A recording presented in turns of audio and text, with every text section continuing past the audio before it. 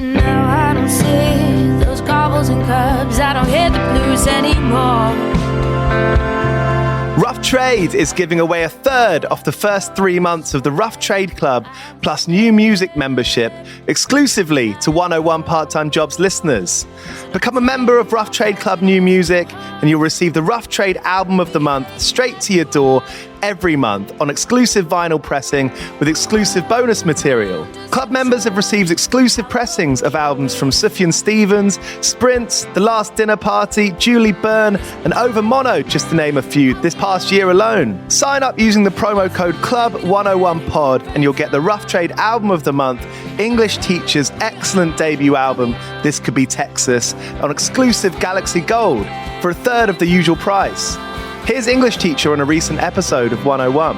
How many opportunities do you get to write a debut album and have all of this, sport behind us? I don't know, I really like the idea of holding the bar as being like classic songs. You only get one shot at a debut. Don't want the album of the month but still want all the benefits? Sign up to the standard tier using Club 101 Pod and you'll still get the first month free. You'll also get free shipping on all orders, 10% off the bar and on secondhand vinyl in store, and exclusive access to sold out Rough Trade events. So don't hang around. Go to roughtrade.com/club and sign up with the code CLUB101POD. That's CLUB101POD and claim money off the album of the month, English Teachers This Could Be Texas, today. This offer's available to UK residents only.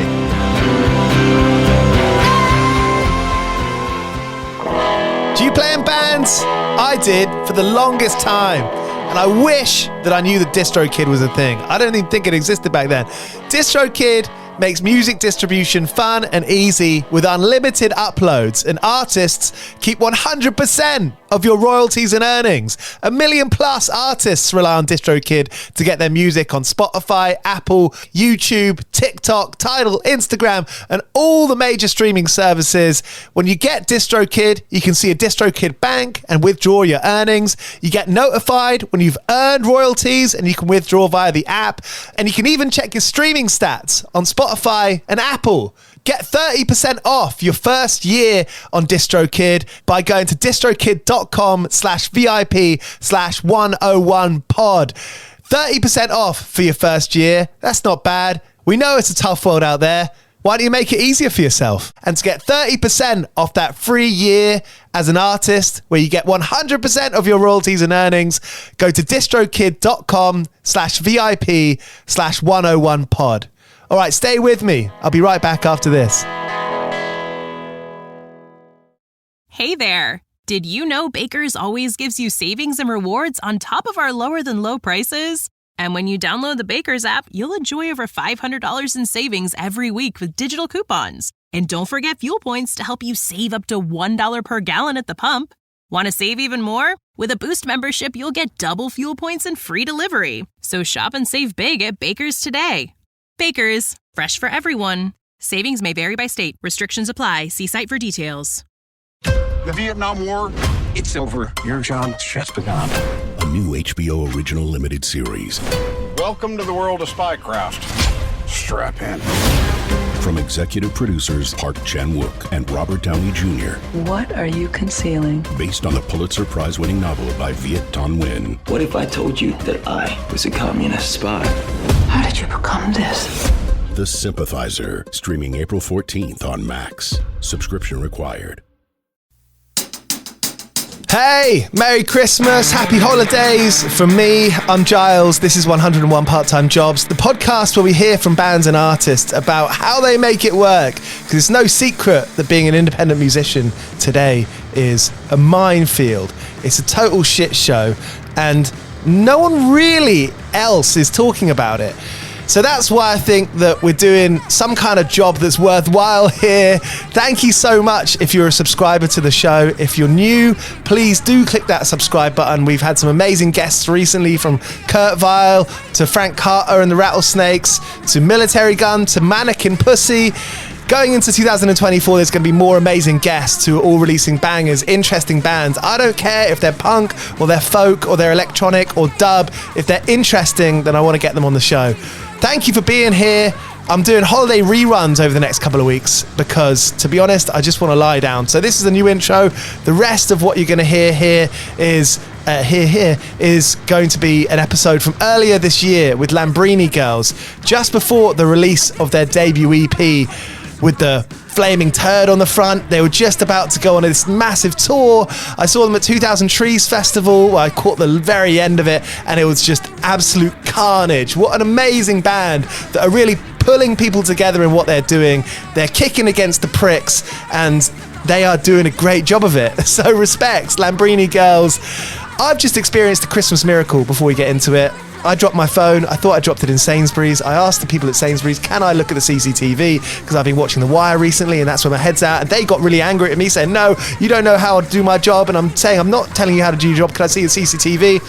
Anyway, I was running around the area. I've lived in this area for 6 years. I kind of thought I knew who had done it because there was someone in my aisle who is a bit of an unsavoury character that I know from the bars around this area. I was running around all the pubs and bars in this area asking, have you seen this person? And my Google device wasn't working. I thought I flagged down some police as they were coming through. All of a sudden, my Find My device started working, and it was at the barber shop where they do 40 quid haircuts. Not going to say who that is, but expensive haircuts that I'll probably go to again. And an old guy found my phone on the floor and handed it in there. And that is the spirit of Christmas in a roundabout way. 2000 Trees supports this show. Brilliant independent festival. I just mentioned I saw Lambrini Girls there. Quality. They've won Best Medium-Sized Festival 3 or 4 times in the last few years. Incredible. They've announced their new lineup for 2024. Gassa Anthem is playing, Hot Mulligan is playing, Manchester Orchestra is playing, Gouge Away, Better Lovers. If you want to get your tickets for 2000 Trees next July, they're going to go up in price in a few days. From the 1st of January, they're going up in price. So what? You've got 9-10 days to get your tickets for extra cheap from 2000 Trees Festival, 2000trees.co.uk/tickets. Go and get them. Okay, before we get into this chat, I've got Rebecca from Ampolo here. Ampolo is the first all-in-one app connecting a global community of musicians and bringing an all-in-one place to practice, record, and collaborate. Until now, practicing has been kind of lonely. There's been technical barriers. These are all things that Ampolo is working to make your life better for. Isn't that right, Rebecca? What's going on over there? Interestingly, we've been having lots of conversations with students and teachers in universities and colleges, and there's this big push of people wanting to use it as part of their curriculum to accelerate learning and change the way that music is taught. You're able to talk to each other in real life within the same project. So forget about jumping back to WhatsApp and emails and things like that. I can watch back your performance and say, that bit was great, this bar needs a bit more practice. So we've been getting feedback that Ampolo is a total game changer for music education, and it's so much easier using this than using multiple apps and jumping around to communicate with each other. So it's a really exciting space. Ampolo, get on it sooner than later. Right, we got 2 forces of natures here. Excellent music, excellent message, amazing energy. I'm really happy to have spoken to them a couple of months ago, just as this EP was coming out. It's out now, of course. Go and listen to them. Go and catch them live. It's Lambrini Girls on 101 Part-Time Jobs. 101 Part-Time Jobs.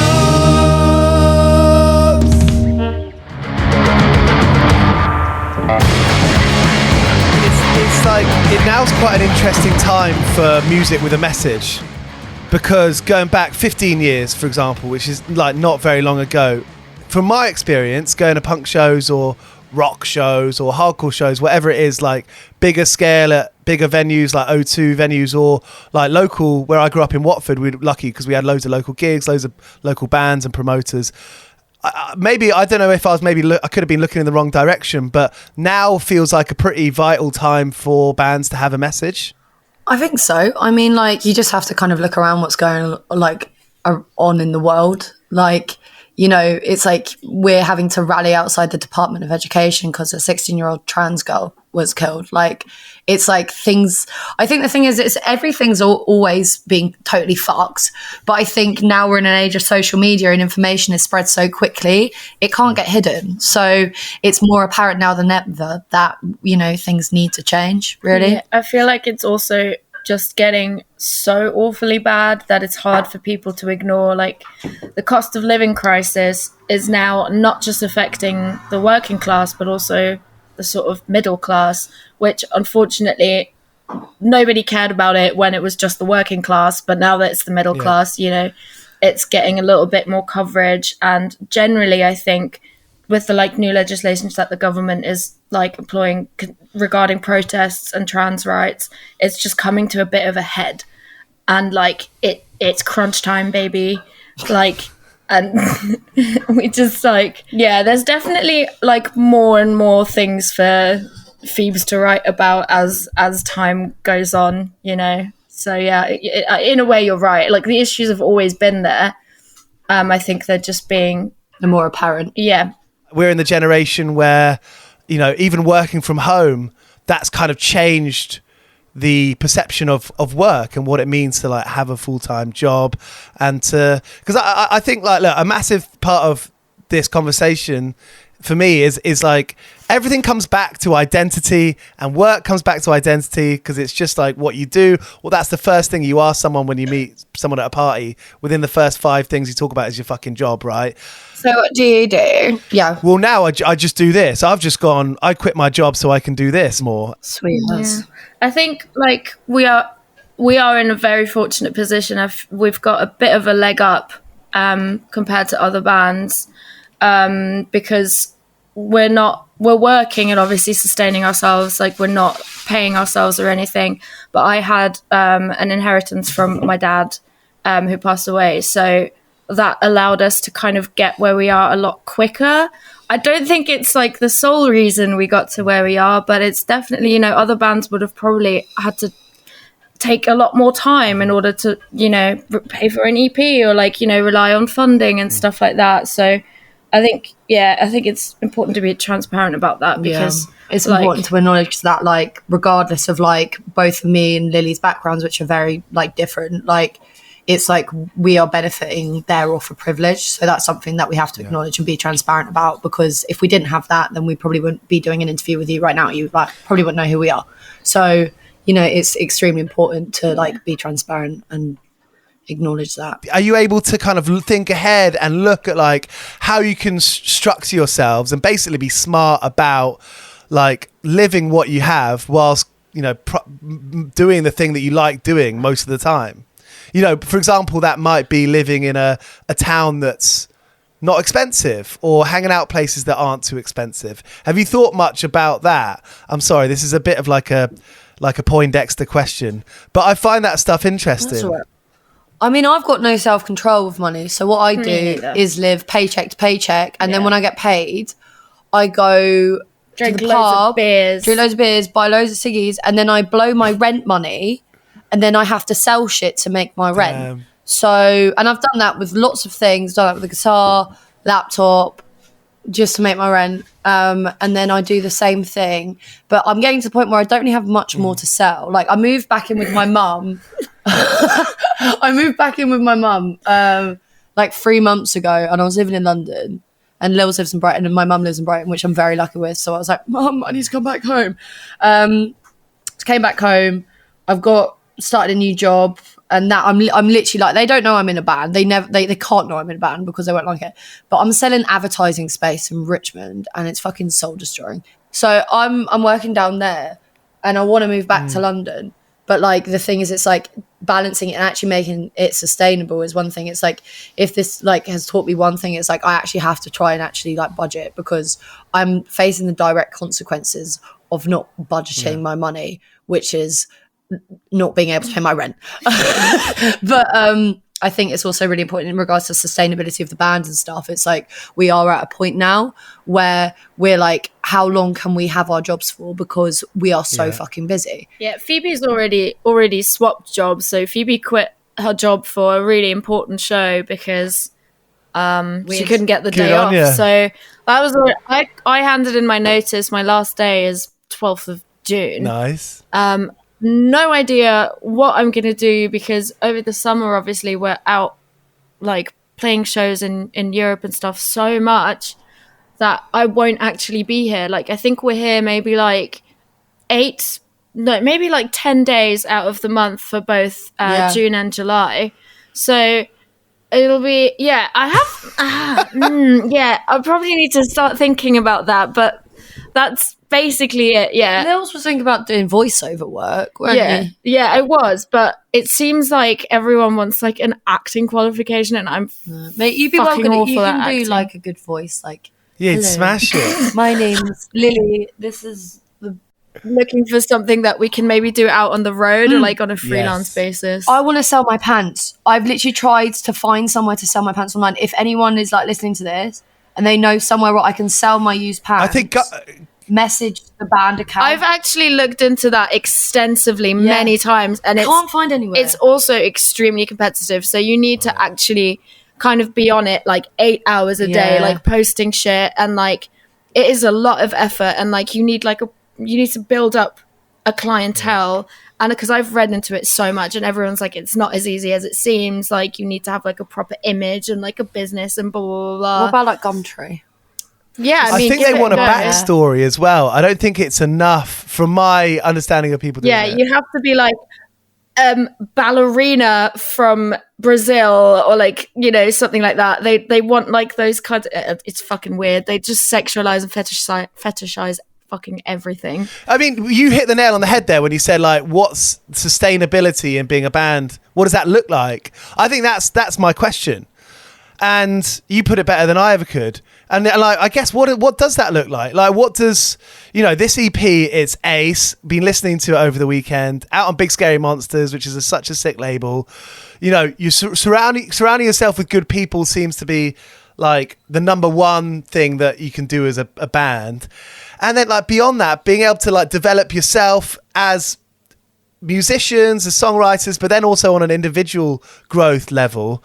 You know, who do you look up to in terms of that kind of thinking? Like at the moment, we're sort of just like riding. Coasting. Yeah, we're coasting. We're kind of making it work here and there as and when we can. And I don't think it's.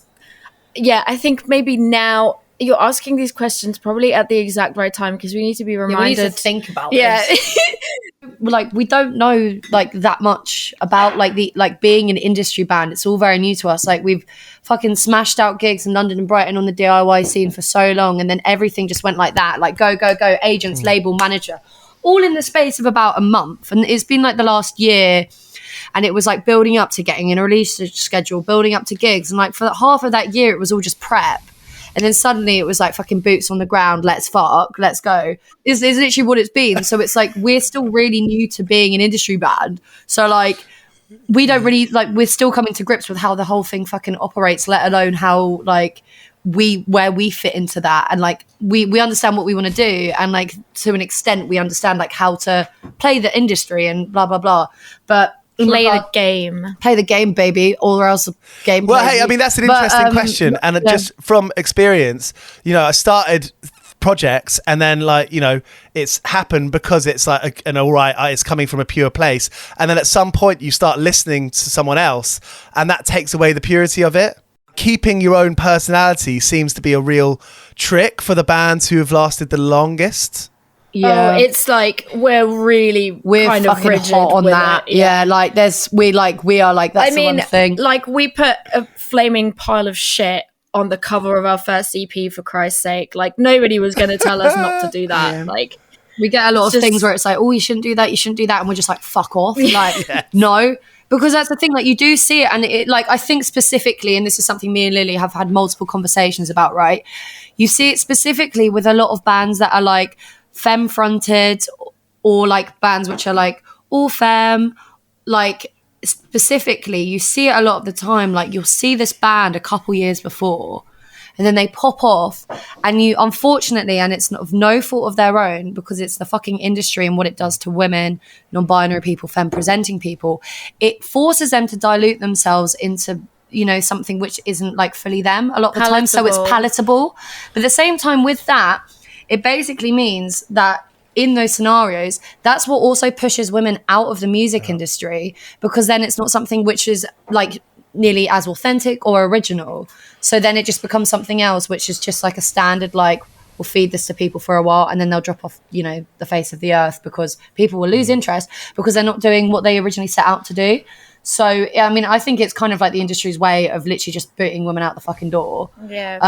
So, I mean, that was always like massively the case, wasn't it? Like, women were always kind of marketed and tokenized. And then, yeah, like Phoebe said, like diluted. 100% agree with that.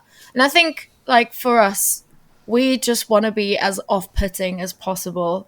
And whoever wants to stick around for it, fucking you're gonna have to stick around for it, because we're gonna be at every fucking billboard in Vegas. In Vegas. 101 part-time jobs, 101 part-time jobs, 101 part-time jobs, 101 part-time jobs. I mean, what you were saying before about women in music, there are sort of two sort of case studies of it, right, that I've sort of listened to podcasts about or read about recently, which is like Fiona Apple and Sinead O'Connor. Well, I think Sinead O'Connor's a very interesting one, because she was totally demonized by press for just being a fucking icon, mate. Like, rip up pictures of the Pope, pop the fuck off, bitch. Icon. But I think also she's a very good example, because she's someone that has you know, obviously suffered for a lot. And I think the press totally, you know, manipulated, you know, any sort of story and totally demonized her into being like portrayed as someone who was unhinged, when what she was doing is she was being outlandish. And I have the utmost respect for someone like her. But I think that's the thing. You can either be sort of diluted and turned into something which is palatable for a cis straight male audience, or you're just totally demonized if you don't do that, really. Do you think that like YouTube and TikTok and Bandcamp, that all of those things are massively like pulling away from the traditional music industry, right? From the big giant corporations. Do you think that there's like becoming more of a weight into independent music, where the voices of independent music are getting bigger?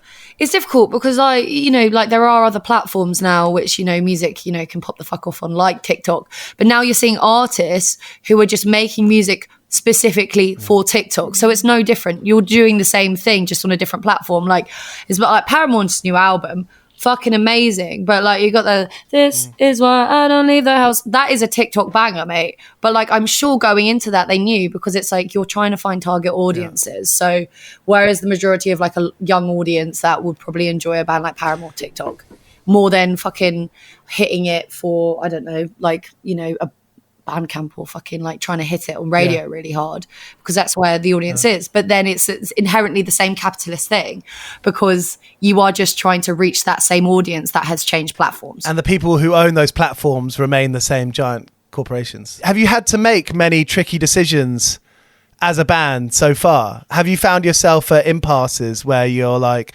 okay, fuck, what do we do here? You know, stuck between a rock and a hard place? No, not really. Not major ones. I think we've got our intentions pretty clear. So we absolutely want to play the game, and we want to get ourselves into spaces that aren't designed for us. So, but at the same time, there is a very, very clear line for us in terms of working with certain people with allegations or something that we fundamentally absolutely cannot agree with or get over. This hasn't happened yet, I don't think. Has it? Can you think of something? To my head. There's been times where we've been put on, like, you know, we've been put on gigs with people. Yeah. I think. Oh, yeah. Oh, actually, there was a really good example, actually, and this is something that I'm still not really okay with. But I'm not going to say the band for legal reasons. But there was a festival we were playing, or maybe will be playing in the summer, not going to say. And then there was a band that were not taken off the festival bill because they were outed as trigger warning, because there was an essay or multiple essay cases. And basically we did a zine interview, and they were like, who are you most excited to see at blah, blah, blah, insert festival here? And then in the interview, like, our response was anyone apart from underscore aforementioned band. And then it got asked to be taken out. And that was really crushing, because it was like, this is going to have so much legal ramifications for you. You can't fucking say that. And it's like, well, what's the fucking point then?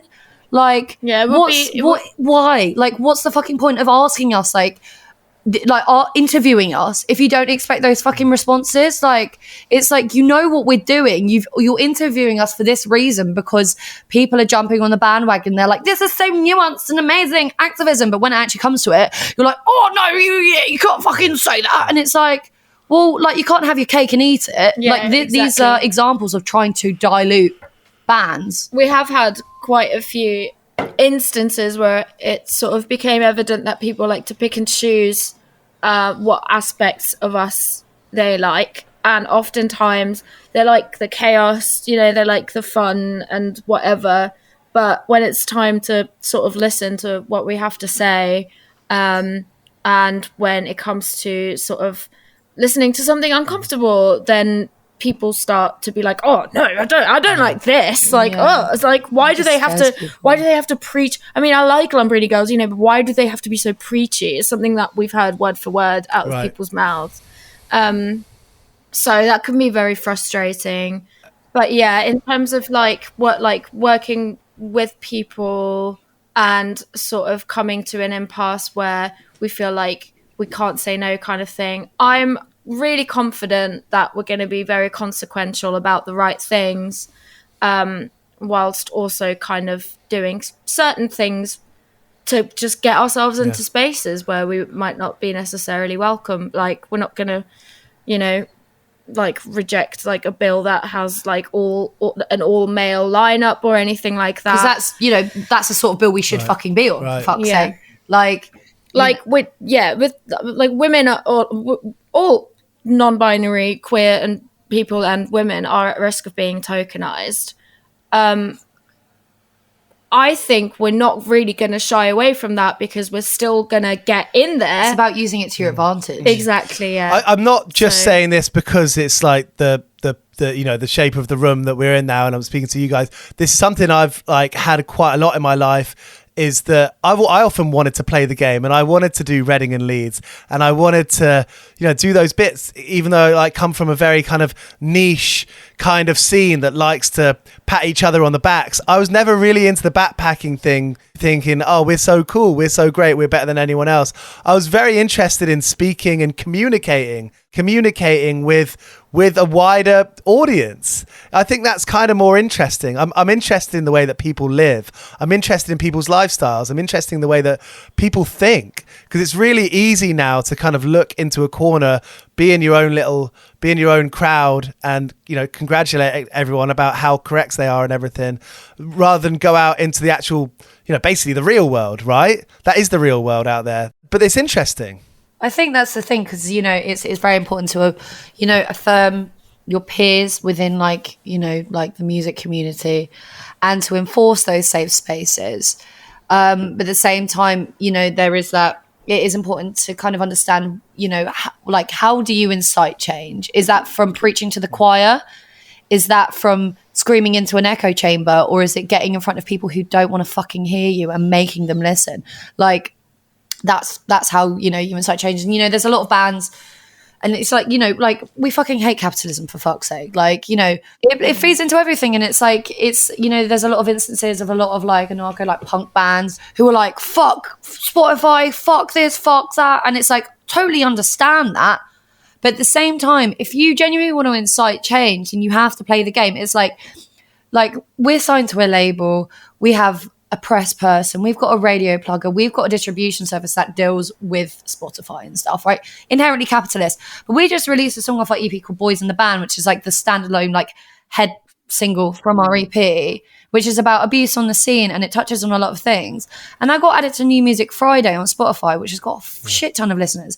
And like, people who are going to go on that, want to listen to fucking Billie Eilish, for fuck's sake. They don't give a shit about what we're singing about, but that's on there, and then they will listen to it. And that won't happen unless you unfortunately play the game and navigate things, unfortunately, in a way which does seem a bit, compromising sometimes, but it's for like the greater good. Yeah. Also, I think, like, in terms of capitalism, it's always a really conflicting one, I think, because I don't think that removing yourself from the problem is going to solve the problem.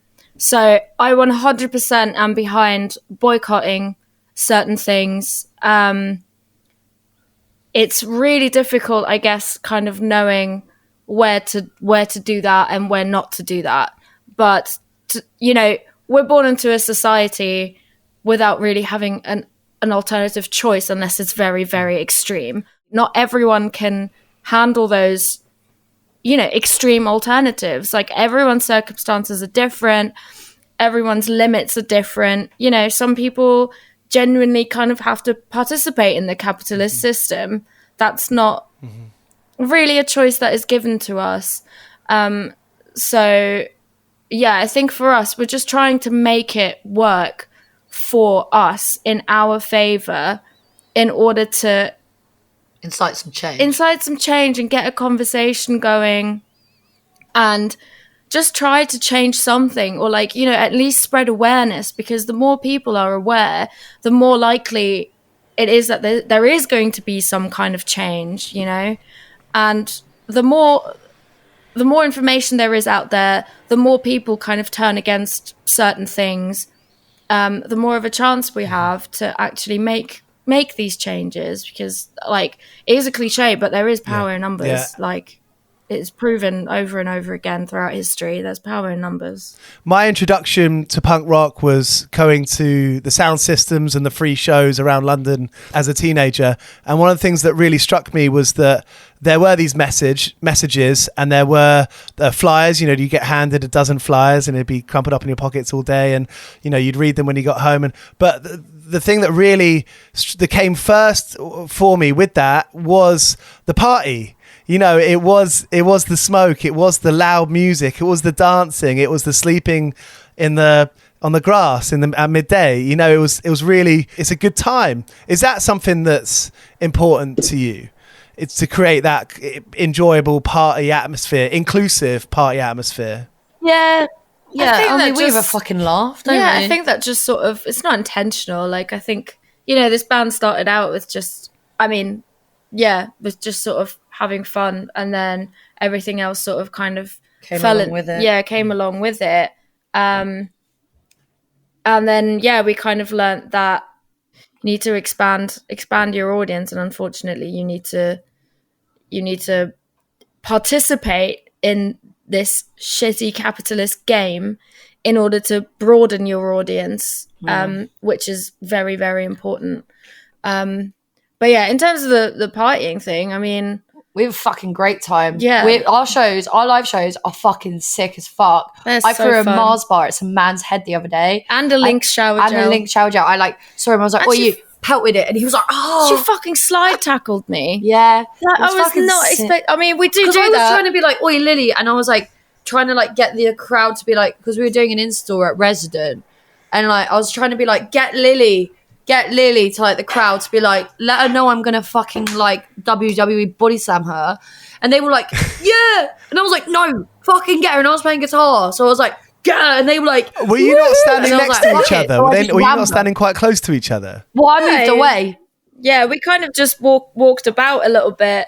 I went out the shops. I went to shops and started mosh pits. Got a running jump. Yeah, so when Phoebe went to the shops, I just walked outside with my bass as well, just continued playing, and the drummer was left inside by herself playing as well. And Phoebe fucked off to the shops. Obviously, someone had to keep playing the music, so I was just outside the store, and people just started asking me to take pictures with me, and I was trying to keep this bass line going whilst their kids were kind of gathering around me, and everyone was taking photos. Someone was blowing bubbles. That sounds fun. It was really funny. It was, so that was really fun. Were you playing in bands before? We're coming into Lambrini Girls. What experience did you have?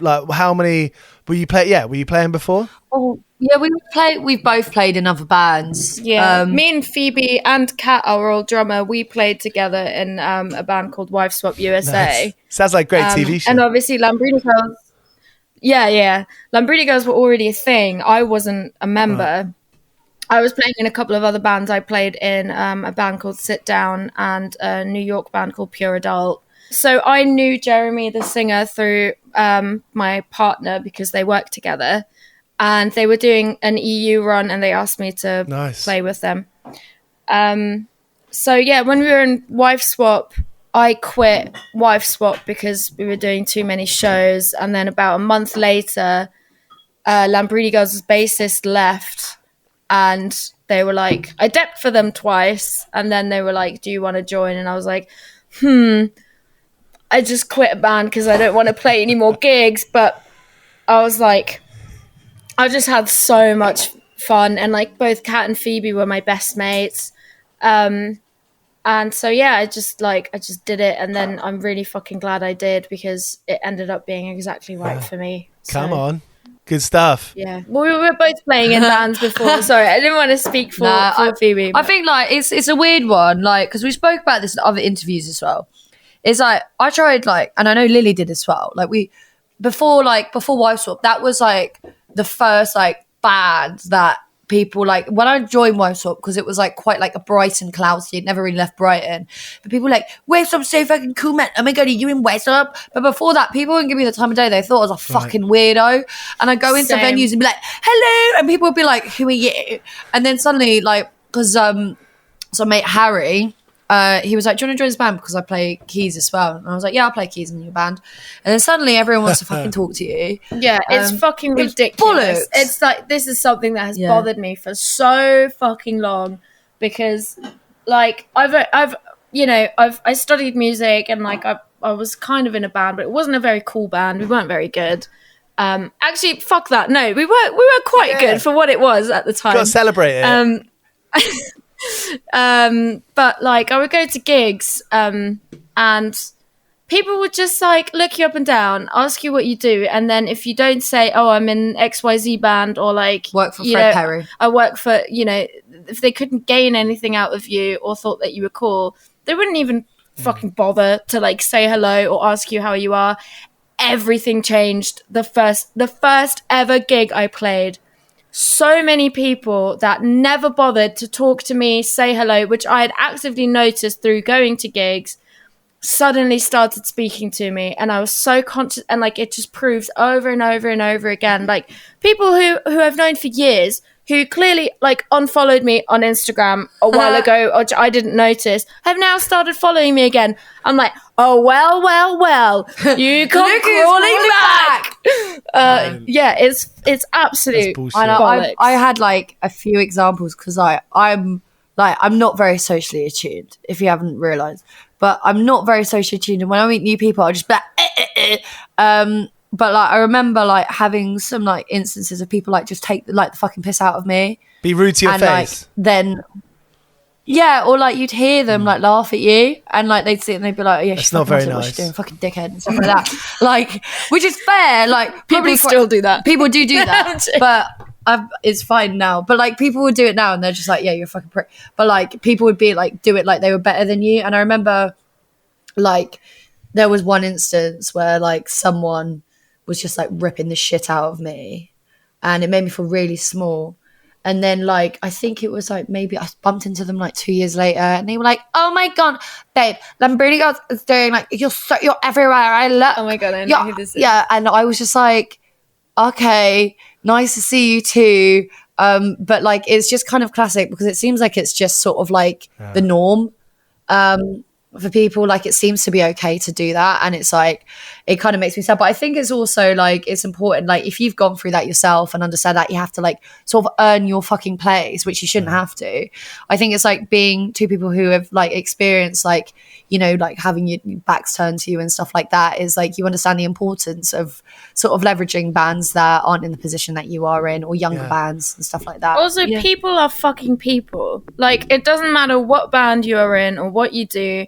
Everybody deserves to just be spoken to and acknowledged, because it can make you feel so worthless when you're at a gig or like anywhere, you know, anything to do with the music scene. And like, just because you're not directly involved in it doesn't mean that you deserve to be just completely ignored and not treated like a person. It's so demoralizing and discouraging and hurtful. Like it you have, you know, obviously like know your worth and stuff, and it's great for people that do, but it does affect your self-worth a little bit, or at least in the moment it makes you feel really shit about yourself because you feel like you don't deserve, you know, just normal. We have a responsibility to be nice.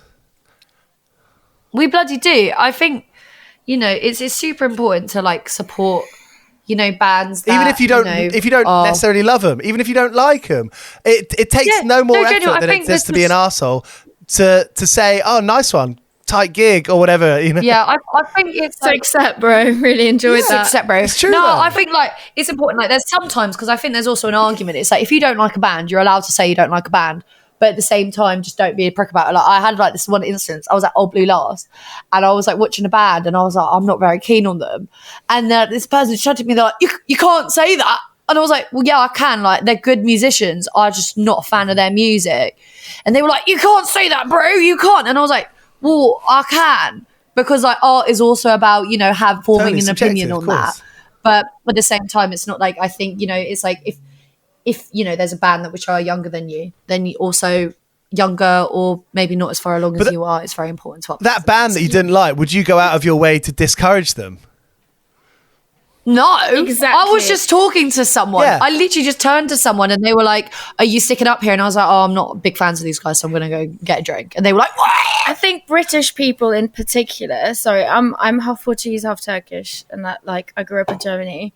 But one thing I've noticed when I moved over here, British people in particular take things so fucking personally. Like you cannot say anything objective to anyone, and like there's been so many times where like I've just said something like completely like in my eyes normal, and you know it doesn't mean that I like the person any less. It doesn't mean that like, you know, I want to put them down or anything. I just say things objectively and people are just like look at me like I'm a horrible fucking person. And like I don't understand that. I have really big issues with kind of thinking that way, because for me, I say things and I don't mean it in a personal way and I don't mean it in an offensive way, and people just seem to really, really take it to heart in a negative way.